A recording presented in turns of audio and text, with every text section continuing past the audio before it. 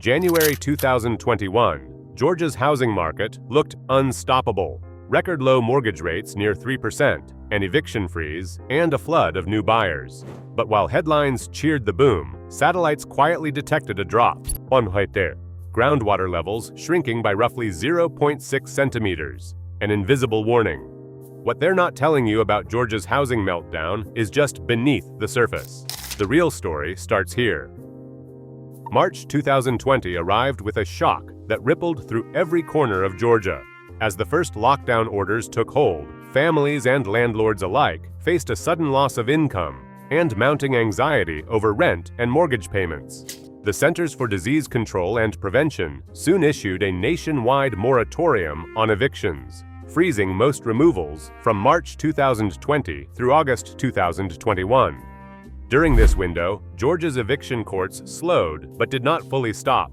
Final writs were delayed, but judgments often stacked up in the background, waiting for the freeze to lift. While renters gained temporary protection, another force was quietly reshaping the market. The Federal Reserve slashed interest rates, pushing the average 30-year fixed mortgage down to about 3% by January 2021, according to Freddie Mac's Primary Mortgage Market Survey. This made borrowing cheaper than it had been in decades. Refinancing boomed as homeowners rushed to lock in lower monthly payments. First-time buyers and investors flooded the market, eager to capitalize on cheap credit and the promise of rising prices. The result was a frenzy of buying and refinancing, with homes selling faster and for more than ever before.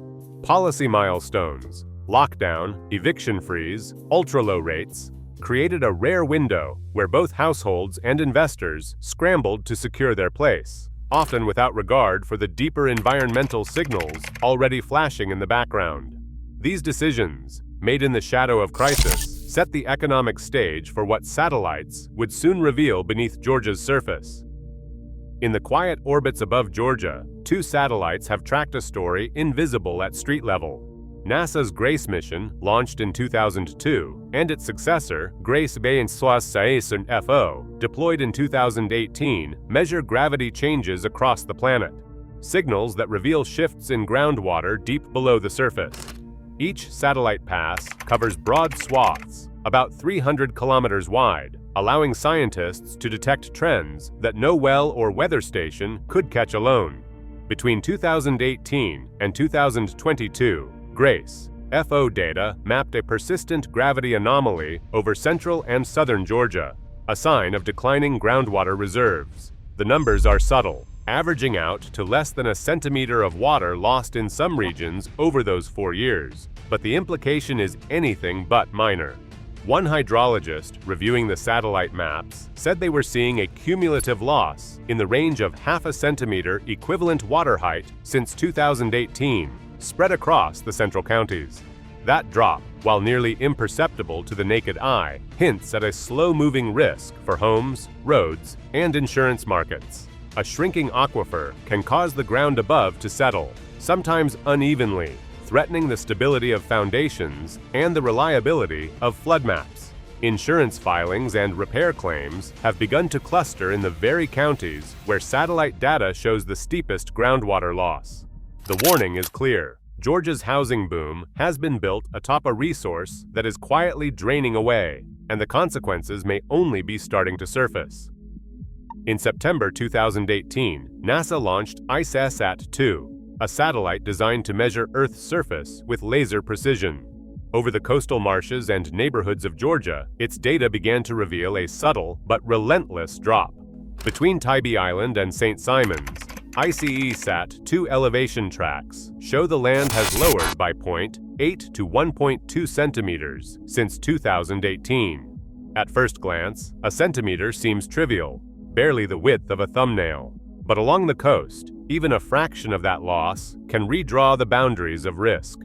The NOAA tide gauge at Fort Pulaski records sea levels rising at roughly 3.2 to 3.4 millimeters per year, a trend that outpaces the global average. When planners reviewed the updated FEMA flood maps in July 2021, their internal notes warned that dozens of new parcels would soon fall inside the high-risk zone. A coastal homeowner described the impact plainly. They say my house is still safe, but the new numbers keep creeping closer every year.